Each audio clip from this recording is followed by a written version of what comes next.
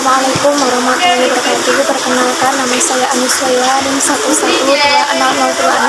Di sini saya akan menjelaskan tentang materi dalam fikih jinayah mengenai tindak pidana hudud, qisas atau diyat, dan juga reformasi dan positifikasi hukum Islam di Indonesia. Yang pertama, tindak pidana hudud. Tindak pidana hudud adalah setiap tindak pidana yang sanksinya telah ditentukan dalam Al-Quran ataupun Sunnah Nabi. Sanksi yang dikategorikan ke dalam tindak pidana hudud ada 5, yaitu sanksi atas jiwa, yang kedua sanksi atas anggota badan, yang ketiga sanksi atas kemerdekaan, yang keempat sanksi atas kekayaan, dan yang kelima sanksi atas kewajiban berpuasa atau kafarat. Selanjutnya, bentuk tindak pidana yang dikategorikan sebagai tindak pidana hudud yaitu 1. Zina. Sanksinya yaitu ada 2. Apabila pelakunya sudah menikah atau muhson, maka sanksinya yaitu dirajam sampai meninggal dunia. Yang kedua, apabila pelakunya belum menikah atau ghairu muhson, maka sanksinya adalah didera atau dicambuk sebanyak 100 kali. Yang kedua, al-qasbu atau penuduhan zina. Sanksinya yaitu didera sebanyak 80 kali. Yang ketiga yaitu pencurian. Sanksinya pemotongan tangan. Yang keempat yaitu murtad atau keluar dari Islam. Sanksinya yaitu dibunuh. Selanjutnya, pemberontakan atau jihad. Dan juga yang ke-7 yaitu perampokan. Sanksinya yaitu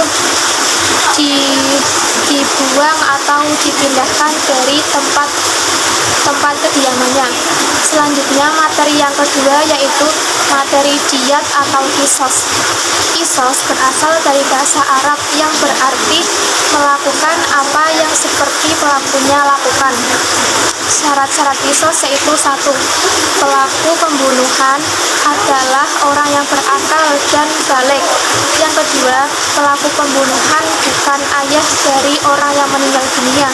Yang keempat, pelaku pembunuhan adalah merdeka. Dan yang selanjutnya yaitu pelaku pembunuhan yaitu terjaga derajatnya. Selanjutnya, diyat atas pembunuhan terbagi menjadi 4, yaitu 1. Diyat atas pembunuhan yang disengaja. Yang kedua, diyat atas pembunuhan yang mirip disengaja. Yang ketiga, diyat atas pembunuhan seperti disengaja. Dan yang keempat yaitu diyat atas pembunuhan ketidaksengajaan. Yang pertama, diyat atas pembunuhan disengaja. Sanksinya yaitu apabila walinya tidak memaafkan, maka pelakunya dibunuh. Namun apabila dimaafkan, maka ia membayar diyat 100 ekor unta. Selanjutnya yang kedua yaitu pembunuhan mirip disengaja. Sanksinya yaitu pelakunya membayar diyat unta sebanyak 100 unta. Yang ketiga yaitu pembunuhan seperti disengaja. Diyatnya yaitu membayarnya dengan 100 ekor unta. Dan yang keempat yaitu pembunuhan seperti disengaja. Diyatnya juga 100 ekor unta. Materi yang ketiga yaitu reformasi dan positifikasi hukum Islam di Indonesia. Pengertian reformasi hukum. Reformasi adalah istilah Inggris atau reform atau reformation yang berarti change atau perubahan, improvement atau perbaikan, betterment atau perbaikan, correction atau pembetulan. Reformasi dalam pengertian tahir adalah usaha pencegahan agar tidak terjadi pelanggaran terhadap hukum kehidupan dan hukum Allah dalam diri pribadi, masyarakat, dan negara. Reformasi dalam pengertian istilah adalah usaha perbaikan yang dilakukan terhadap sektor-sektor yang sudah rusak dalam kehidupan individu, masyarakat, dan negara, khususnya dalam bidang hukum.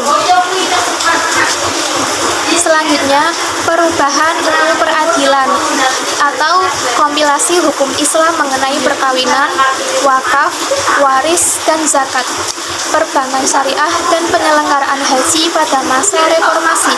Yang pertama, perubahan UU Peradilan Agama. Pada era reformasi, terjadi perubahan secara besar-besaran pada lembaga peradilan, khususnya peradilan agama, di mana peradilan agama harus menundukkan diri kepada Undang-Undang Satu Atap, yaitu Undang-Undang Nomor 5 Tahun 2004 tentang Mahkamah Agung Republik Indonesia dan Undang-Undang Nomor 4 Tahun 2004 tentang Kekuasaan Kehakiman. Selanjutnya yang kedua yaitu perkawinan. Dalam perubahan UU Perkawinan bisa dilihat dalam UU Nomor 16 Tahun 2019 tentang perubahan atas UU Nomor 1 Tahun 1974 tentang perkawinan, memiliki latar belakang sehubungan Mahkamah Konstitusi Republik Indonesia telah mengeluarkan putusan Mahkamah Konstitusi Nomor 22 PUU 17 tahun 2017 yang salah satu pertimbangan Mahkamah Konstitusi. Yang ketiga yaitu wakaf. Dalam UU Nomor 41 Tahun 2004 tentang wakaf dijelaskan bahwa wakaf adalah perbuatan hukum wakif untuk memisahkan atau menyerahkan sebagian harta benda miliknya untuk dimanfaatkan selamanya atau untuk jangka waktu tertentu, sehingga kepentingannya untuk keperluan ibadah atau kesejahteraan umum menurut syariah. Selanjutnya yang keempat yaitu zakat. Hukum zakat di Indonesia mengalami perkembangan pada beberapa aspek. Pertama, peraturan hukum zakat di Indonesia terjadi perubahan dengan lahirnya UU Nomor 23 Tahun 2011 tentang pengelolaan zakat menggantikan peraturan sebelumnya, yaitu UU Nomor 38 Tahun 1999. Kodifikasi hukum zakat direspon dengan lahirnya peraturan daerah tentang pengelolaan zakat di berbagai daerah di Indonesia. Selanjutnya yang kelima yaitu perbankan syariah. Perbankan Islam mengalami perkembangan yang cukup menggembirakan menyusul diberlakukannya Undang-Undang Nomor 10 Tahun 1998 tentang perubahan atas Undang-Undang Nomor 7 Tahun 1992 tentang perbankan dan pemberlakuan UU Nomor 10 Tahun 1999 tentang Bank Indonesia. Yang keenam yaitu penyelenggaraan haji. Sejak gerakan reformasi digulirkan yang ditandai oleh berhentinya Presiden Soekarno dan beralihnya kekuasaan pemerintahan ke Presiden Habibie pada tahun 1999 hingga Presiden Susilo Bambang Yudhoyono atau SBY tahun 2004 sampai 2014. Terdapat 3 UU yang mengatur perhajian, 2 UU tentang penyelenggaraan ibadah haji, yang keduanya merupakan usul inisiatif DPR, dan 1 UU tentang pengelolaan keuangan haji yang berasal dari usul inisiatif pemerintah.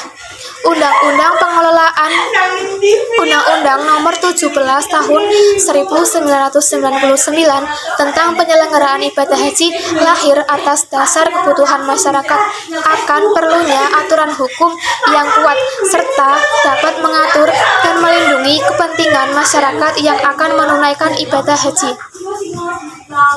Sekian penjelasan dari saya, kurang lebihnya saya mohon maaf. Wassalamualaikum warahmatullahi wabarakatuh.